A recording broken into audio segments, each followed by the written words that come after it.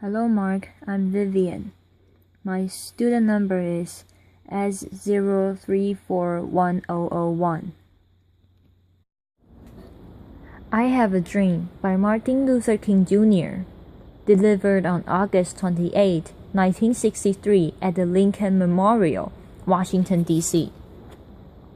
I am happy to join with you today in what will go down in history as the greatest demonstration for the freedom in the history of our nation. 50 years ago, a great American, in whose symbolic shadow we stand today, signed the Emancipation Proclamation. This momentous decree came as a great beacon light of hope in millions of Negro slaves who had been seared in the flames of withering injustice. It came as a joyous daybreak to end the long nights of their captivity. But 100 years later, the Negro still is not free. 100 years later, the life of Negro is still sadly crippled by the manacles of segregation and the chains of discrimination. 100 years later, the Negro lives on a lonely island of poverty in the midst of a vast ocean of material prosperity. 100 years later, the Negro is still languished in the corner of American society and finds himself an exile in his own land. And so we've come here today to dramatize a shameful condition. In a sense, we've come to our nation's capital to cash a check. When the architects of our republic wrote the magnificent words of the Constitution and the Declaration of Independence, they were signing a promissory note to which every American was to fall heir. This note was a promise that all men, yes, black men, as well as white men, would be guaranteed the unalienable rights of life, liberty, and the pursuit of happiness. It is obvious today that America has defaulted on this promissory note, insofar as her citizens of color are concerned. Instead of honoring this sacred obligation, America has given the Negro people a bad check, a check which has come back marked insufficient funds. But we refuse to believe that the Bank of Justice is bankrupt. We refuse to believe that there are insufficient funds in the great vaults of opportunity of this nation. And so we've come to cash this check, a check that will give us upon demand the riches of freedom and the security of justice. We have also come to this hallowed spot to remind America of the fierce urgency of now. This is no time to engage in the luxury of cooling off or to take the tranquilizing drug of gradualism. Now is the time to make real the promises of democracy. Now is the time to rise from the dark and desolate valley of segregation to the sunlit path of racial justice. Now is the time to lift our nation from the quicksand of racial injustice to the solid rock of brotherhood. Now is the time to make justice a reality for all the God's children. It would be fatal for the nation to overlook the urgency of the moment. This sweltering summer of the Negro's legitimate discontent will not pass until there is an invigorating autumn of freedom and equality. 1963 is not an end, but a beginning. And those who hope that the Negro needed to blow off steam and will not be content will have a rude awakening if the nation returns to business as usual. And there will be neither rest nor tranquility in America until the Negro is granted his citizenship right. The whirlwinds of revolt will continue to shake the foundations of our nation until the bright day of justice emerges. But there is something that I must to say to my people, who stand on the warm threshold which leads into the palace of justice. In the process of gaining our rightful place, we must not be guilty of wrongful deeds. Let us not seek to satisfy our thirst for freedom by drinking from the cup of bitterness and hatred. We must forever conduct our struggle on the high plane of dignity and discipline. We must not allow our creative protests to degenerate into physical violence. Again and again, we must rise to the majestic heights of meeting physical force with soul force. The marvelous new militancy, which has engulfed the Negro community, must not lead us to a distrust of all white people. For many of our white brothers, as evidenced by their presence here today, have come to realize that their destiny is tied up with our destiny. And they have come to realize that their freedom is inextricably bound to our freedom. We cannot walk alone. And as we walk, we must make the pledge that we shall always march ahead. We cannot turn back. There are those who are asking the devotees of civil rights, when will you be satisfied? We can never be satisfied as long as the Negro is the victim of the unspeakable horrors of police brutality.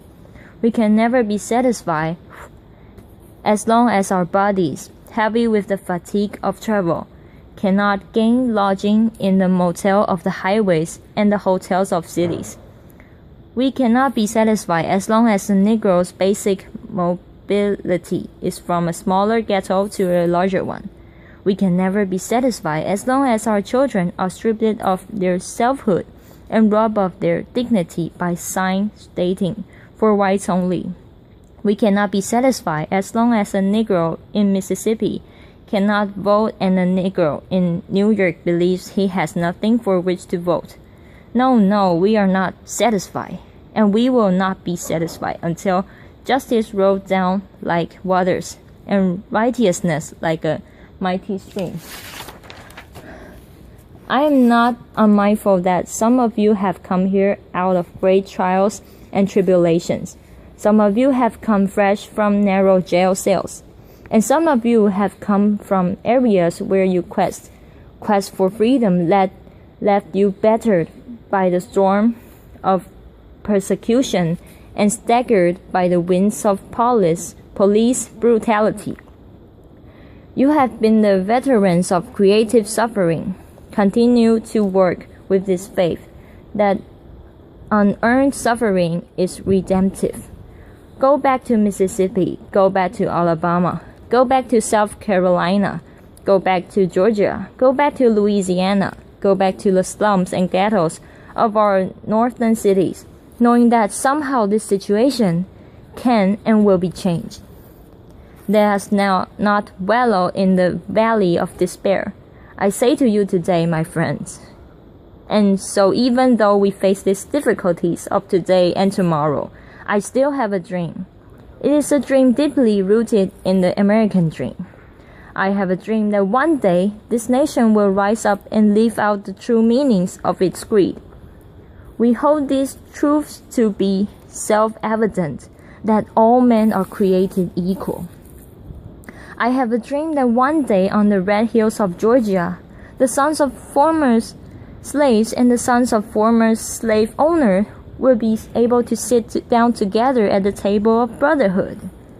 I have a dream that one day even the state of Mississippi, a state sweltering with the heat of injustice, sweltering with the heat of oppression, will be transformed into an oasis of freedom and justice. I have a dream that my 4 little children will one day live in a nation where they will not be judged by the color of the skin, but by the content of their character. I have a dream today. I have a dream that one day, down in Alabama, with its vicious races, with its governor having his lips dripping with the words of interposition and nullification. One day right here, right there in Alabama, little black boys and black girls will be able to join hands with little white boys and white girls as sisters and brothers. I have a dream today. I have a dream that one day every valley shall be exalted, and every hill and mountain shall be made low. The rough places will be made plain, and the crooked places will be made straight. And the glory of the Lord shall be revealed, and all flesh shall see it together. This is our hope, and this is the faith that I go back to the south with. With this faith, we will be able to hew out the mountain of despair a stone of hope. With this faith, we will be able to transform the jangling discords of our nation into a beautiful symphony of brotherhood. With this faith, we will be able to work together, to pray together, to struggle together, to go to jail together, to stand up for freedom together, knowing that we will be free one day. And this will be the day when all of God's children will be able to sing with new meanings. My country, 'tis of thee, sweet land of liberty, of thee I sing. Land where my fathers died, land of the pilgrim's pride, from every mountainside let freedom ring. And if America is to be a great nation, this must become true. And so let freedom ring from the prodigious hilltops of New Hampshire. Let freedom ring from the mighty mountains of New York. Let freedom ring from the heightening Alleghenies of Pennsylvania. Let freedom ring from the snow-capped Rockies of Colorado. Let freedom ring from the curvaceous slopes of California. But not only that, let freedom ring from Stone Mountain of Georgia. Let freedom ring from Lookout Mountain of Tennessee.